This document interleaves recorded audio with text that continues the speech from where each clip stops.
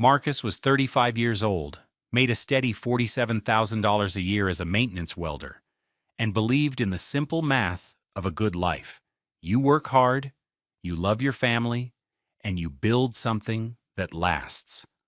On a Tuesday in May at 2:17 p.m., that entire equation was wiped clean. The plant manager, a man with a perpetually tired face and a cheap $150 suit, gathered the third shift crew under the humming fluorescent lights of the factory floor. The air, usually thick with the smell of ozone and hot steel, felt thin and cold. He read from a single sheet of paper, his voice flat, announcing the immediate and permanent closure of the Sparrows Point fabrication facility. The company had been sold. The new owners were moving all operations overseas. Their jobs were gone, effective immediately.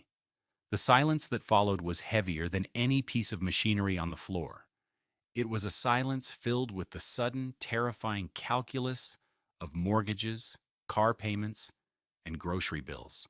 Marcus felt the air leave his lungs. 22 years he'd been in this trade, 15 at this plant. He looked at his hands, calloused and sure, the hands that could join two pieces of steel into an unbreakable bond. They suddenly felt useless. The drive home to his small Dundalk row house was a blur of brick facades and the glint of the afternoon sun off the Patapsco River. He rehearsed the words he would say to his wife, Denise. "It'll be okay. I'll find something else. We have some savings." He'd been putting money aside, a few $100s every month for a down payment on a bigger house, one with a real yard, for their 5-year-old daughter, Nyla. He had no idea how wrong he was. He pulled his 2012 Toyota Camry, with 187,000 miles, onto their street and saw them immediately. Two large Santinsta Samsonite suitcases, a matching $300 set he'd bought her for their 5th anniversary, were sitting on the narrow concrete porch. Next to them were 3 cardboard boxes, taped shut. His heart, which had been a cold, heavy stone in his chest, began to pound with a sick, frantic rhythm. Denise was standing in the doorway, her arms crossed. She was wearing a crisp, white $250 Calvin Klein blouse and dark jeans that looked new. Her hair, usually a cloud of soft, natural coils, was straightened into a severe, sleek sheet that fell past her shoulders, a silk press that must have cost at least $100. She looked like she was leaving for a business trip, not for good. "What's this?" Marcus asked, his voice rough. "I can't do this anymore, Marcus," she said. Her tone wasn't angry or sad. It was chillingly practical, as if she were discussing a change in utility providers. "I heard about the plant. My cousin works in HR. She called me an hour ago." He stared at her, then at the bags. The speed of it was dizzying. He had only known for 90 minutes. She had already packed. "You heard? And this is your answer? To pack bags?" "My answer is that I am not going to drown with a man who can't provide," she said, the words sharp and clean as a shard of glass. "I told you for years that job was a dead end. I told you we needed more, a real plan." "I had a plan. We were saving," he protested, gesturing vaguely toward the house, the life inside it. "Saving what? Pennies? Marcus, look at this place." She waved a dismissive hand at their home, the modest row house that cost them $1,400 a month. "I want a life, for me and for Nyla, a real one, in a place like Roland Park, not here." The name of the neighborhood hung in the air between them. Roland Park, with its sprawling $700,000 colonials and manicured lawns, was a world away from their reality. It was a fantasy she browsed on Zillow, a symbol of everything he wasn't. "So you're just leaving? You're taking Nyla?" "Nyla is staying with my mother for the week," It's better if she doesn't see all this. A car, a late model white BMW 3 Series he didn't recognize, pulled up to the curb. It was worth at least $43,000. The window rolled down and he saw her friend, Keisha. Denise didn't look back. She walked to the suitcases, her expensive heels clicking on the pavement. I'm not going down with a sinking ship, Marcus. I filed for divorce this morning. My lawyer will be in touch. He stood there, motionless on the sidewalk, as they loaded his life in pieces into the trunk of a stranger's car. He watched the BMW pull away, its red taillights disappearing around the corner. The front door of his house was still open. The silence from inside was absolute. At 3:42 p.m. on a Tuesday, Marcus learned that losing your job wasn't the worst thing that could happen. The worst thing was discovering that the person you built your life with had already valued it, appraised it, and decided it wasn't worth enough to save. He was 35 years old and had nothing. It's a strange thing what a man will do for love and what he will accept in its name. For years, Marcus had operated under the assumption that his love for Denise, and hers for him, was the foundation of their lives. He showed his love not in grand pronouncements, but in the steady rhythm of his days. It was in the lunches he packed for her every morning at 5:30 a.m. before he left for the plant. A turkey sandwich on wheat, an apple, and a small bag of pretzels. A routine that cost about $35 a week. It was in the way he'd spent a whole weekend, and $200 in parts from Home Depot, replacing the leaky faucet in their bathroom sink himself because she'd complained about the dripping sound, while she spent that same Saturday at the mall with her friends. Their home was a gallery of these small acts of service. The bookshelves he built in the living room, sturdy and level, from $80 worth of pine. The small vegetable garden he tilled in their tiny backyard patch, producing tomatoes and peppers that shaved $20 a week off their grocery bill in the summer. He was a builder. It was what he knew. He believed that love was a structure you maintained, patched, and reinforced over time. He had no idea Denise saw it as a property to be flipped. The facade of their domestic normalcy had been cracking for a long time, but he'd been too busy reinforcing the joists to notice. The arguments were always about money, but not about the lack of it for necessities. They were about the lack of it for luxuries. He remembered the argument 6 months before the layoff, about a purse, not just any purse, a $1,200 Louis Vuitton Speedy she'd seen a lifestyle blogger post on Instagram.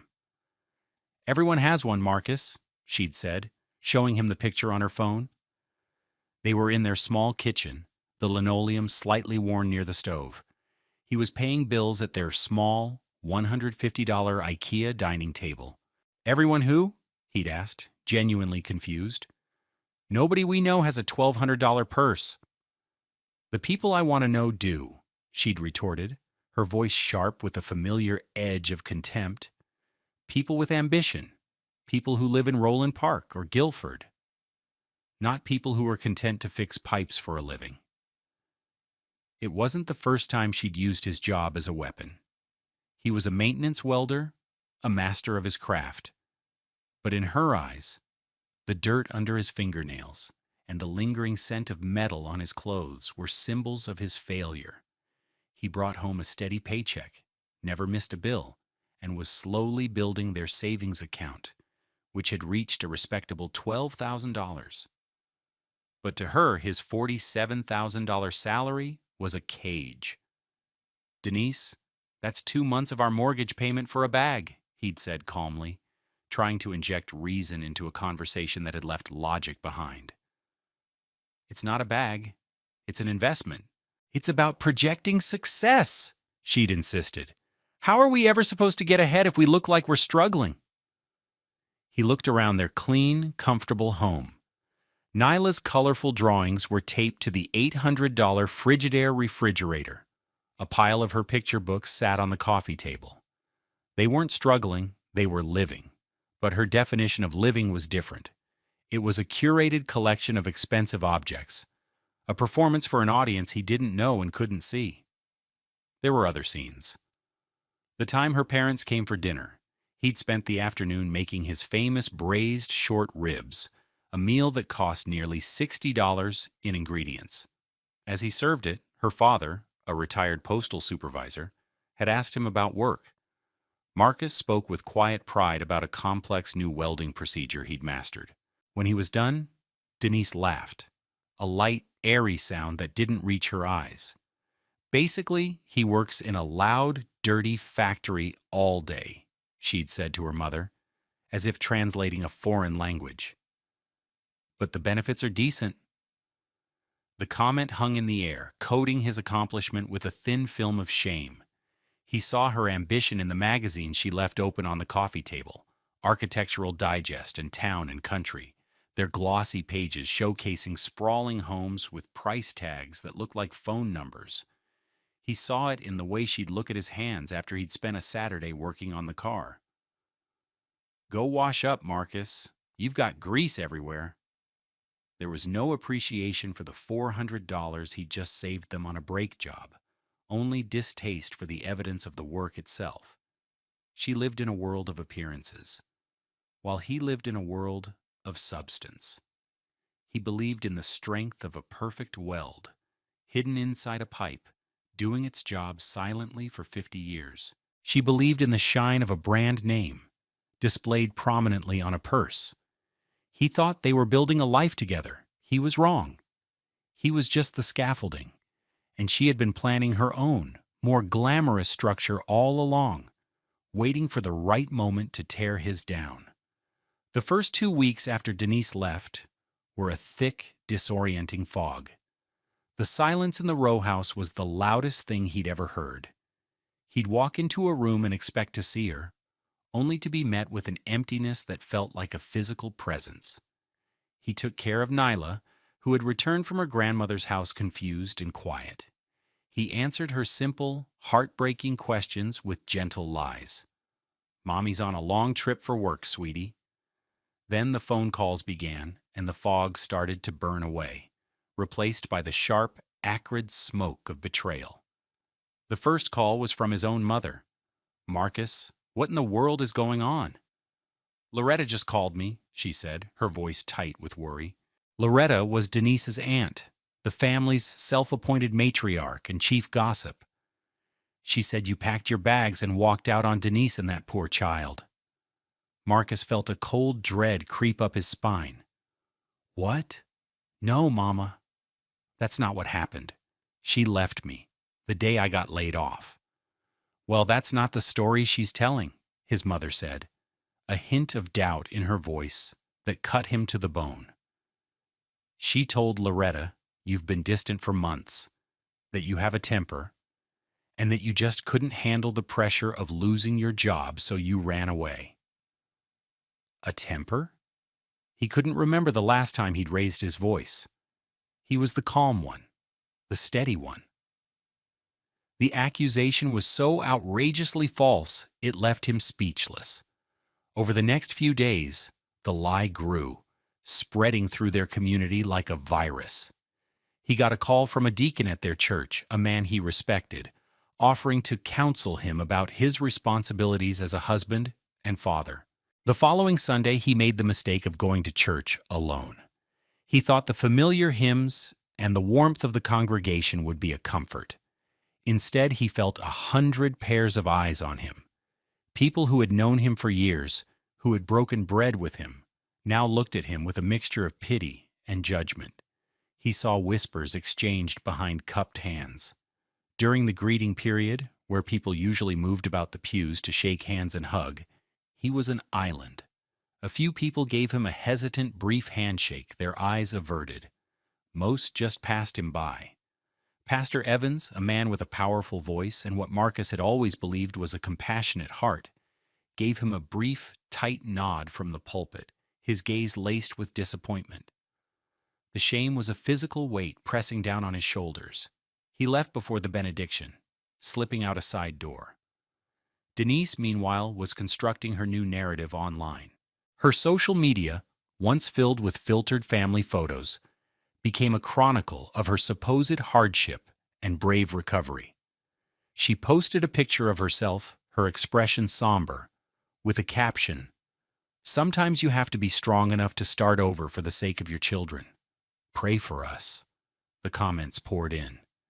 "You're so brave, girl. He never deserved you. A man who abandons his family is no man at all." Then came the texts from her. They were not conciliatory. They were demands, laced with condescension. "I need to get the rest of my things. I'll come by on Saturday. Make sure you're not there. It would be too upsetting for me." "Nyla needs new shoes. They're Stride Right, $65. I'll send you my Cash App. Don't be late with it. I'm looking at a new place. I've put in an offer. It's important for Nyla to have stability, something you obviously can't provide right now." Each message was a small, calculated twist of the knife. She was erasing him, recasting him as the villain in a story she was writing for a rapt audience. The cruelty wasn't just in her leaving, it was in the systematic, public demolition of his character. He saw a photo she was tagged in, standing beside a man in a crisp suit. The two of them smiling in front of a grand brick colonial in Roland Park. The caption from her friend read, "Celebrating Denise's new chapter in her beautiful new home.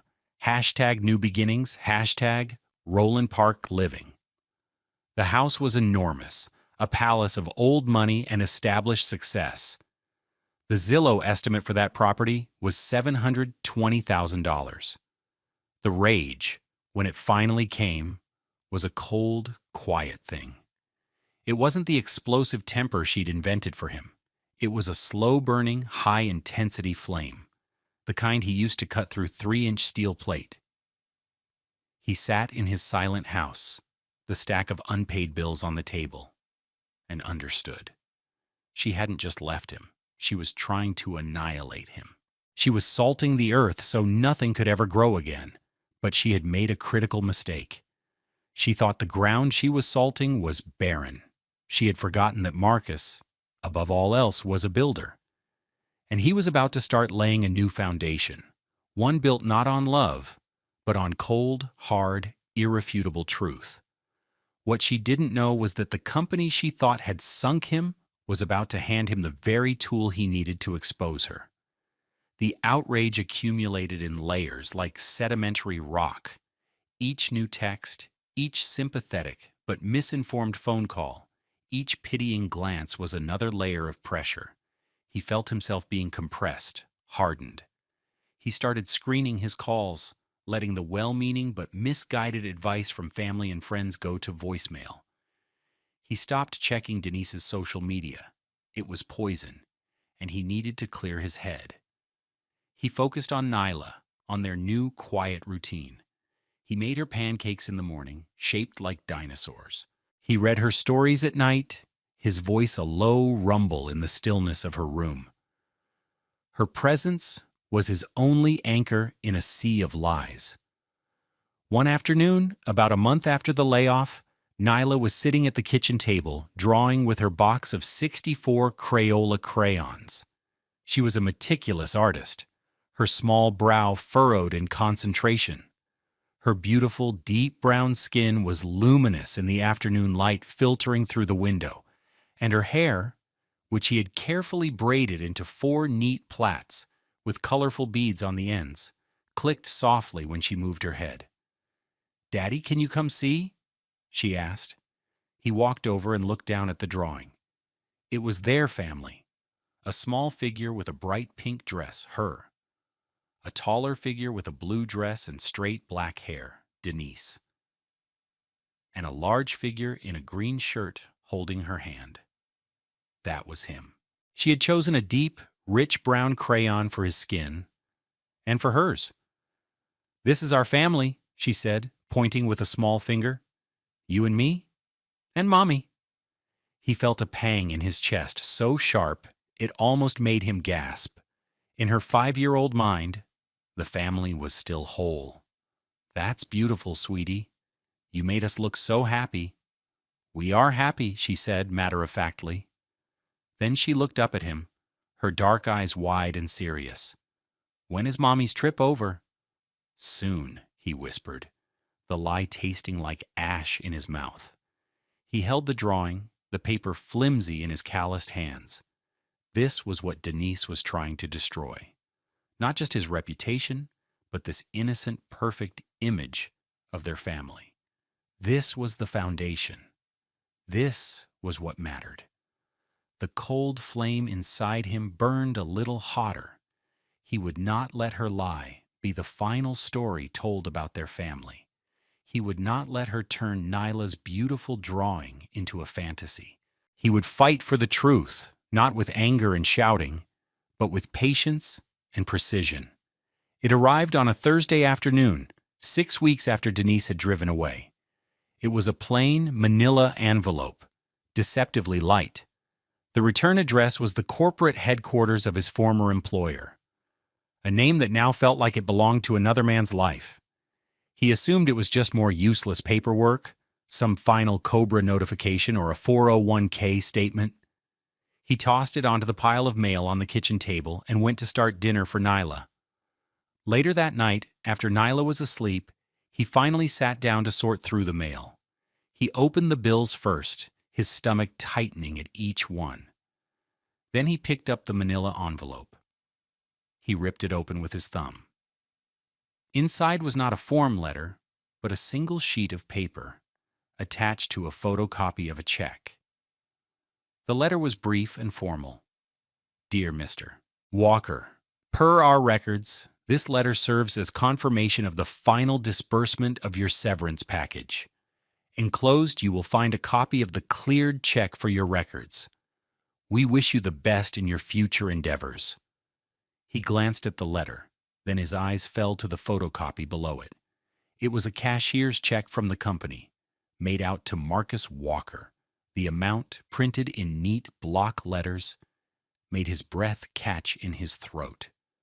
$38,214.56. It was the severance, the full package, calculated from his 15 years of service. A sum of money that could have been a lifeline. It could have paid their mortgage for 2 years. It could have been the foundation for a new start.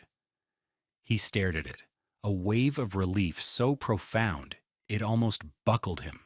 They hadn't forgotten him. It was real. Then he saw the back of the check, the endorsement. His name, Marcus Walker, was scrawled in a looping feminine cursive that was nothing like his own blocky signature. It was a handwriting he knew as well as his own. He had seen it on 1,000 birthday cards, on grocery lists, on the marriage license that was now a worthless piece of paper.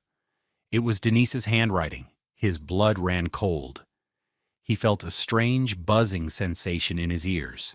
He looked closer. Below the signature was the stamp from the bank where it had been deposited. PNC Bank, Branch 271. Towson, Maryland. He had never been to Towson in his life. He did his banking at a small credit union branch 2 blocks from their house in Dundalk. Denise, however, had opened an account at that exact PNC branch a year ago because it was near a high-end mall she liked to visit. He stood up from the table, his chair scraping loudly against the linoleum. He walked to the drawer where he kept his checkbook and pulled out an old, canceled check. He placed it next to the photocopy. His signature was short, angular, utilitarian. Hers was flowing, ostentatious, each letter an announcement. There was no question. It wasn't even a good forgery. She hadn't even tried to mimic his hand. She had just signed his name in her own writing, confident that he would never see it, that he would assume the check was lost in the mail. Another piece of bad luck for the man she had left behind. She had stolen $38,000 from him. The betrayal was so immense, so audacious, it was almost sublime. It went beyond the lies, beyond the public humiliation. This was a calculated criminal act. This was grand larceny. She hadn't just left him. She had plundered the wreckage. She had taken the last resource he had to rebuild his life and used it to finance hers. the Roland Park house, the new clothes, the dinners out. It was all funded by his 15 years of sweat and labor. He stood in the silent kitchen, the photocopy trembling in his hand. The fluorescent light above hummed, the same sound as the lights in the factory on the day it all ended. In that moment, the grief and the confusion he'd been swimming in for weeks evaporated. The hurt was still there, a deep tectonic ache, but it was now overlaid with something new, a cold, diamond-hard clarity. He was no longer a victim. He was a man with evidence. The rage was gone, burned out and replaced by an icy calm. He wasn't dealing with a broken marriage anymore. He was dealing with a crime scene, and Denise had just handed him the murder weapon, complete with her fingerprints all over it. He carefully placed the letter and the photocopy back into the manila envelope. He walked to the bookshelf he'd built and tucked it inside a thick book on metallurgy. It was safe. The planning had begun. She had no idea what was coming. The 6 months that followed were a masterclass in strategic restraint. The old Marcus, the man who believed in open communication and honest confrontation, would have called Denise the second he saw the check, his voice thick with accusation. The new Marcus knew that was a fool's move. An emotional outburst would give her time to hide, to spin a new story, to move the money. No, the only way to fight a fire fueled by lies was to cut off its oxygen supply. Silence. He began to play a part. He was the defeated man, the humbled father, just trying to get by. When she called, he answered, his voice deliberately weary. When she texted demands for money, he complied, sending the $65 for Nyla's shoes from his dwindling unemployment benefits. Each transaction was a small, bitter pill, but also another piece of evidence. He kept meticulous records. "Did you ever hear anything about that severance check?" he asked her one Tuesday morning during a tense 3-minute phone call about Nyla's preschool schedule. He kept his voice casual, a man grasping at straws. There was a fractional pause on her end. "No, Marcus, I told you," she said, her voice dripping with condescending pity. "You should call them. You need to be more proactive about these things. No one is going to do it for you." "Yeah, you're right," he said, the lie smooth and easy on his tongue. "I'll get around to it." The casual cruelty of her lie was breathtaking. She was coaching him on how to find the money she had already stolen and spent. He hung up the phone, his hand steady. He took a deep breath and wrote down the date and time of the conversation in a small black notebook he'd bought for $3 at a Rite Aid. His days fell into a grueling new rhythm. His primary focus was Nyla. He was a full-time father, and he cherished it. He packed her lunches, walked her to the bus stop, and helped her with her art projects. Their bond deepened in the quiet space Denise had vacated.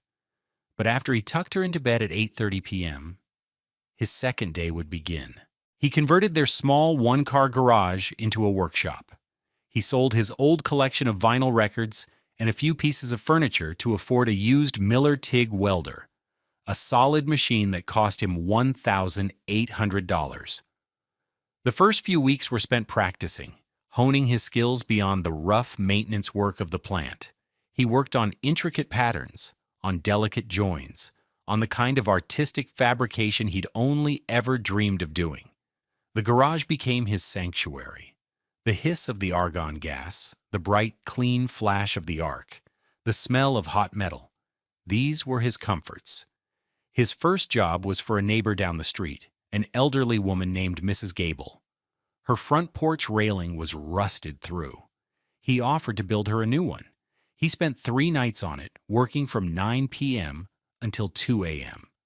The result was simple but elegant, with a small, graceful twist in the steel. It was stronger and more beautiful than anything she could have bought at a big box store. She paid him $500 in cash. He didn't spend it. The next day, he put on his only clean dress shirt and drove downtown. He had an appointment with a lawyer.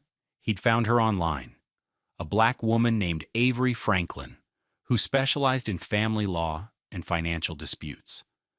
Her office was in a modest but respectable building, a far cry from the glass towers of the firms Denise had probably hired. Miss Franklin was in her 40s, with sharp, intelligent eyes and her hair in a crown of immaculate twists. She listened to his story without interruption, her expression unreadable. When he finished, he pushed the manila envelope across her desk. She took out the photocopy of the check and studied it for a long time. "Her handwriting?" she asked. "Yes," Marcus said. "And you've never used this bank branch in Towson?" "Never." She leaned back in her chair, a large leather piece that creaked softly. Her rate was $450 an hour, a fact that had made his stomach clench, but as she spoke, he knew it was worth it. "Mr. Walker," she said, her voice calm and precise, "this is a textbook case of forged endorsement and bank fraud. It's a felony. The lie she told your church and family is slander. The emotional distress is significant. We have a case, a very strong one." She laid out the plan. It was not about revenge. It was about accountability. Step 1, do not alert her. Step 2, gather all related evidence, the texts, the social media posts, his own written timeline. Step 3, he needed to build his own financial stability.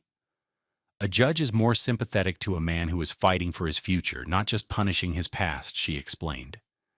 That night, the purpose of his 3 a.m. welding session shifted. It was no longer just therapy. It was his legal fund. It was his new life. He started posting pictures of his work on a simple Instagram page, the railing for Mrs. Gable, a small decorative gate, a set of custom shelf brackets.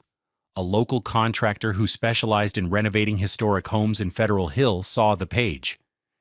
He was impressed by the clean welds and the artistic detail. He commissioned Marcus to build a complex curved staircase railing for a $1.2 million renovation project. The contract was for $15,000. Marcus worked with a feverish intensity. Nyla's innocent question one morning broke his heart and strengthened his resolve in equal measure. She padded into the kitchen while he was making coffee, rubbing sleep from her eyes.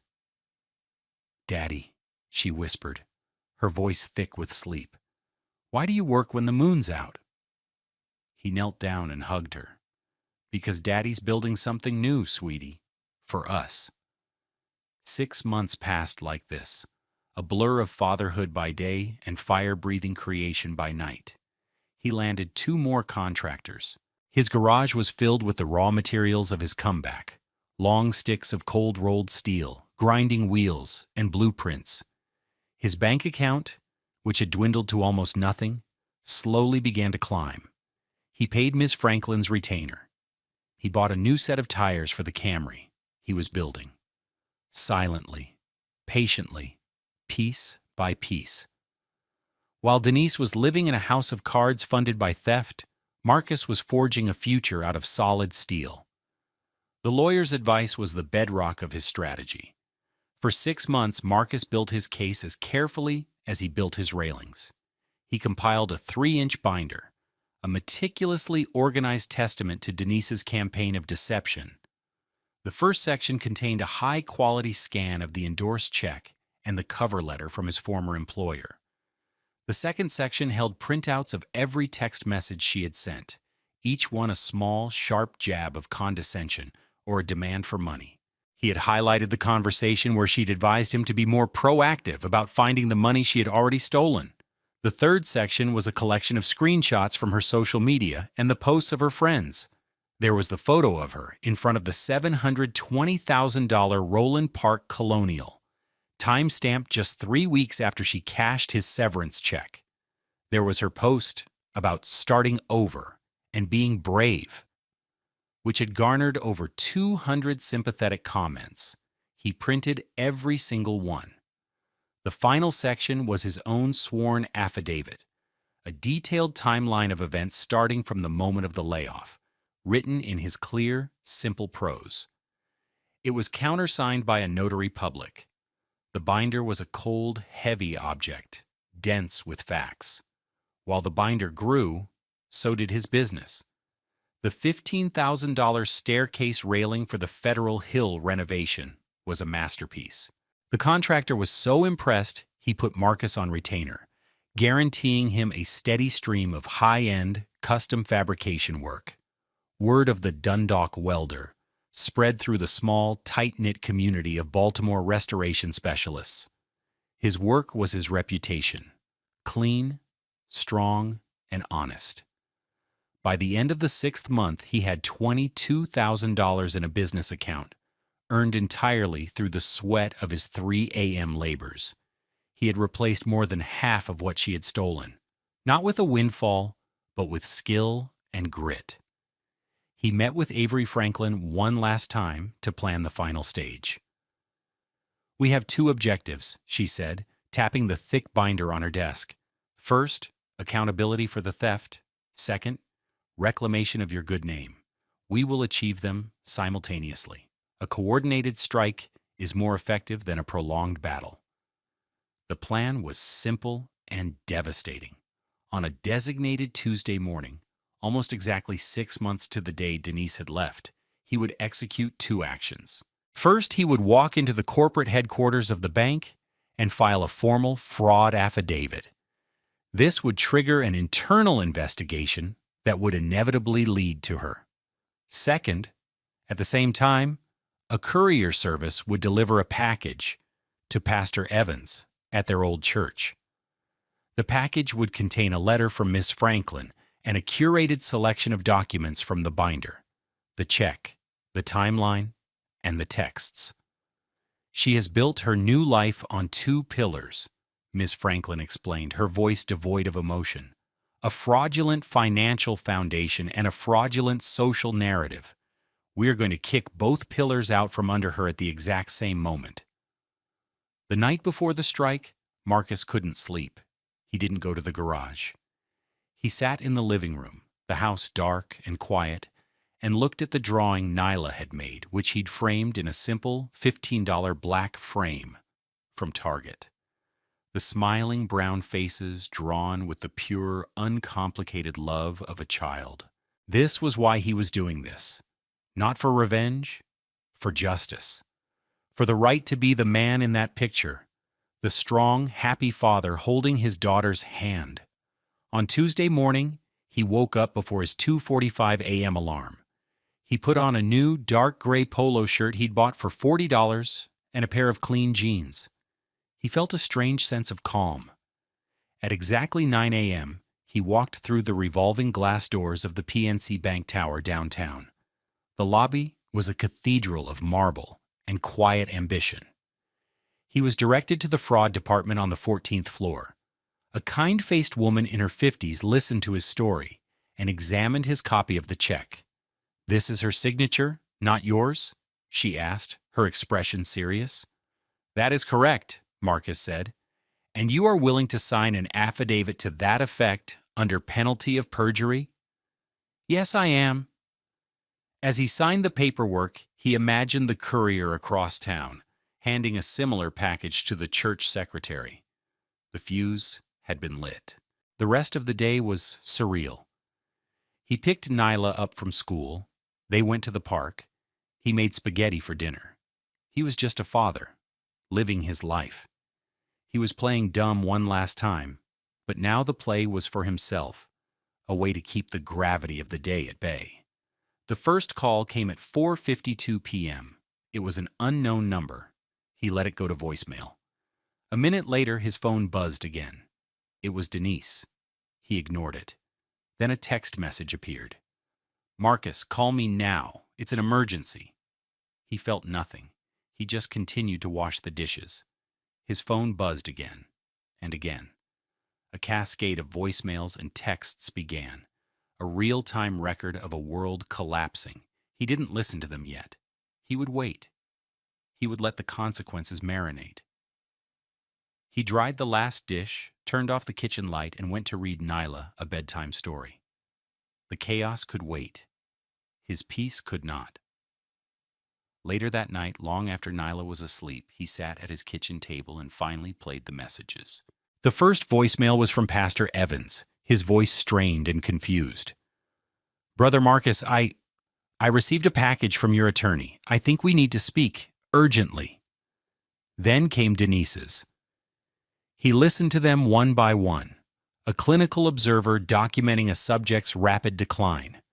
Voicemail 1, 5:03 p.m. Her voice tight, annoyed. "Marcus, what is this? Pastor Evans just called me, talking about some package you sent him. What did you do? Are you trying to embarrass me? Call me back." Voicemail 2, 5:25 p.m. The annoyance escalating to anger. "I can't believe you would do this. After everything, you're trying to turn the church against me? With a bunch of lies? I needed that money for Nyla, for her stability. You were just going to waste it feeling sorry for yourself." Voicemail 3, 6:14 p.m. The anger replaced by a high-pitched panic. "The bank just called me, Marcus. The bank? They froze my account? They're talking about an internal fraud investigation. What did you do? You told them I took it? You're trying to ruin my life." Voicemail 4, 7:30 p.m. Her voice cracking, pleading. "Okay, Marcus. Please just call me. We can fix this. It was a mistake. I was going to pay you back, I swear. I just needed a little time. Don't do this to me. Think about Nyla. What will this do to her?" Voicemail 5, 9:47 p.m. Open, sobbing hysteria. "My life is over. Richard just saw the email from the bank. He's kicking me out. He called me a thief, a common criminal. Marcus, they're going to press charges. I could go to jail, please. I'll do anything. I'll give it all back, just please make it stop." He deleted the messages one by one. There was no triumph in it, only a grim, quiet finality. The fire was out. All that was left was the smoke and the reckoning. It was close to 3 a.m. when he heard a car slow down on the street outside. He was in the garage, the door open to the cool night air, sketching a design for a new project. He glanced up. It was a white BMW 3 Series. Denise. She was just sitting there, the engine idling, staring at the garage. The single, bright halogen bulb illuminated him at his workbench, surrounded by the tools of his trade, the raw steel, the finished pieces leaning against the wall. The sparks from a grinder weren't flying. It was a moment of quiet creation. He was not a man defeated. He was a man at work. He saw her face, pale, in the dashboard light. It was a face stripped of all its condescension, all its arrogance. It was the face of someone who had gambled everything on the belief that he was worthless, and had just discovered, 6 months too late, the true value of what she had thrown away. He didn't wave, he didn't glower. He simply held her gaze for a moment, then turned back to his blueprint. He had work to do. After a long minute, the BMW quietly pulled away and disappeared into the darkness. The consequences of Denise's actions cascaded with the swift, brutal logic of gravity. Her downfall was not a single event, but a series of collapses, each one a direct result of the pillars she had built her new life upon. Avery Franklin had been right. They had been kicked out from under her, and the entire structure came crashing down. The first consequence was financial. The bank's fraud investigation was swift and merciless. They had her signature, a transaction record from a branch she frequented, and Marcus's sworn affidavit. Within 48 hours, her accounts were not just frozen, but seized. The bank's legal department informed her that they would be pursuing criminal charges to recoup their federally insured losses unless she made immediate restitution for the full $38,214.56. Faced with the choice between a payment plan and a felony charge, that carried prison time, she capitulated. The life of luxury she had financed with Marcus's severance was foreclosed upon in an instant. The second consequence was social and domestic.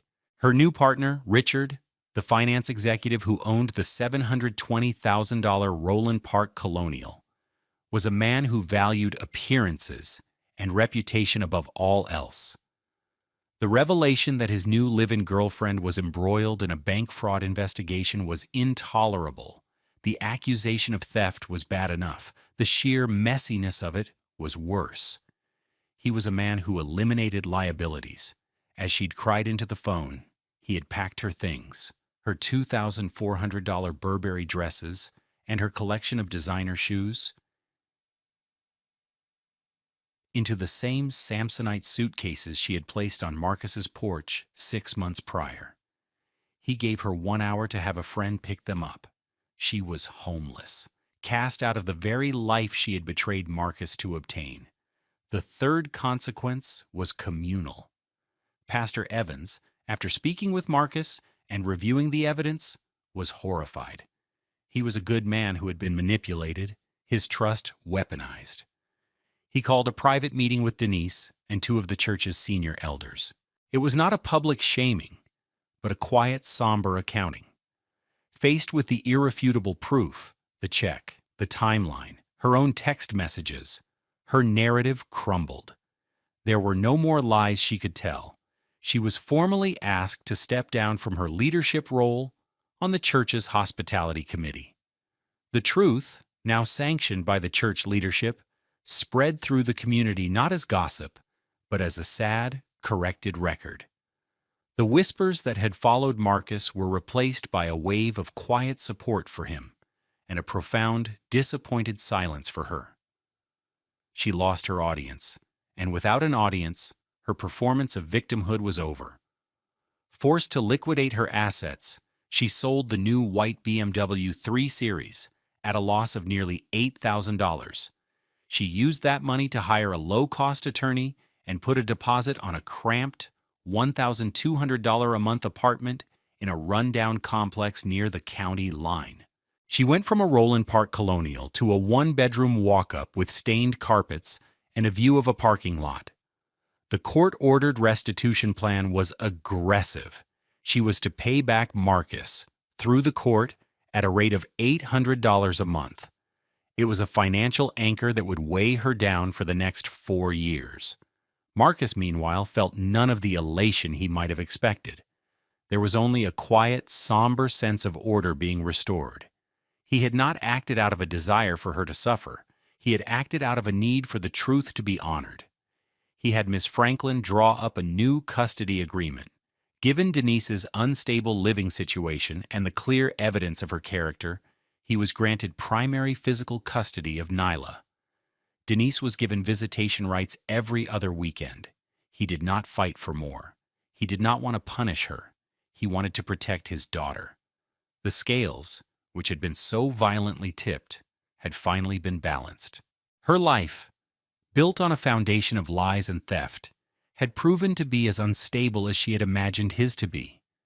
His life, which she had left for dead, was now being built on a foundation of solid steel, forged in the dark, quiet hours of the night. He had lost his marriage and his job, but he had reclaimed his name, secured his daughter, and discovered a strength he never knew he possessed. 1 year later, the acrid smell of ozone and hot metal was no longer confined to a cramped garage. It filled a vast 5,000-square-foot fabrication shop in South Baltimore. The space was bright, clean, and organized. Sunlight streamed through large industrial windows, illuminating the powerful machines and the raw materials of creation. Marcus, now 36, stood at a large drafting table reviewing a blueprint. He was no longer just the Dundalk welder. He was the lead fabricator and design consultant for Chesapeake Restoration and Build, one of the most respected construction firms in the state. The owner of the firm, the same contractor who had given him his first big break with the $15,000 staircase, had seen the genius in Marcus's work. He hadn't just seen a welder, he'd seen an artist, an engineer, and a problem solver. He offered Marcus a full-time, salaried position at $85,000 a year, plus a 10% commission on any project that used one of his original designs. Marcus had his own team, his own budget, and the creative freedom he had only ever dreamed of. He was no longer just joining steel, he was shaping the aesthetic of the city's most beautiful spaces. His life with Nyla had found a new, happy rhythm. He had used the money from his business and the first few months of his new salary to buy their own home. It wasn't a sprawling colonial in Roland Park. It was a slightly larger, beautifully maintained brick row house in Hampton, a vibrant neighborhood known for its local shops and strong sense of community. It cost him $240,000.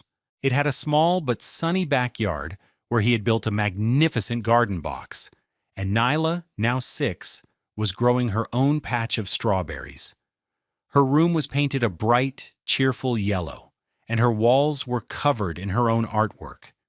Her deep brown skin glowed as she ran through the sprinklers in the summer, her laughter echoing in their small, perfect yard.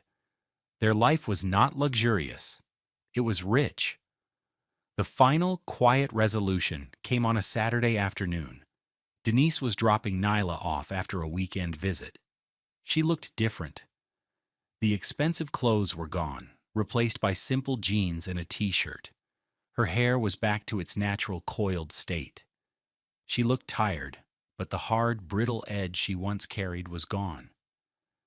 "Can I talk to you for a second?" she asked, her voice soft. Marcus nodded, stepping out onto the porch. I just wanted to say I'm sorry," she said, her eyes fixed on the ground. "For everything. For the money. For the lies. There's no excuse for what I did. I was lost and scared. I thought wealth was something you had to grab, something you had to look like you had. I destroyed everything for that idea." Marcus listened. The anger he once felt was long gone, replaced by a kind of distant sadness. "I know," he said simply. He saw the flicker of hope in her eyes, the question she was afraid to ask. He had to be clear, not for her, but for himself. "I forgive you, Denise. I do. For my own peace, I have to. But what we had is over. This is my life now." He gestured back toward the open door of his home, where he could hear Nyla chattering away to her dolls. She nodded, a single tear tracing a path down her cheek. "I know. You've built something good here, Marcus." "Yes," he said. "I have." She left without another word. It was not a reconciliation. It was a closing statement. The true epilogue, the moment that defined his entire journey, came a few weeks later at Nyla's school. It was What Our Parents Do Day, hour. The classroom was filled with firefighters, doctors, and office workers. When it was Nyla's turn, she walked to the front of the room, her beaded braids clicking softly. She carefully unfolded a piece of drawing paper. It was a new picture of her family. This time it was just 2 figures. A small girl with a bright yellow dress and a tall, smiling man standing next to her. The man was wearing a blue work shirt and a funny-looking helmet, and all around him were bright orange and yellow sparks, drawn with furious energy. She had used a deep, beautiful brown crayon for his skin and a lighter brown for her own. Her father, a proud black man, a creator. She held up the drawing for the class to see. "This is my daddy," she announced, her voice clear and proud. "His name is Marcus. He's a builder. He builds things with fire to keep people safe and make houses beautiful." Marcus, watching from a small chair in the back of the classroom, felt a warmth spread through his chest that had nothing to do with a welding torch. A single tear escaped and traced a path down his cheek. He wiped it away, a smile spreading across his face. We spend so much of our lives being told that wealth is about what we can acquire, what we can show off, what we can buy. We're told it's in the price tag of a car or the address of a house. But that day, sitting in a tiny chair in a first-grade classroom, Marcus understood the truth. Real wealth isn't about what you can take. It's about what you can create from nothing. It's not about the house you live in. It's about the love you build inside its walls. It's the strength you forge in the fires of your darkest hours. And the quiet pride you feel when your child looks at you and sees not a provider, but a builder. What have you built when no one was watching? Let me know in the comments below, and please subscribe to Love Beyond Pride for more stories about the strength we find when we lose everything.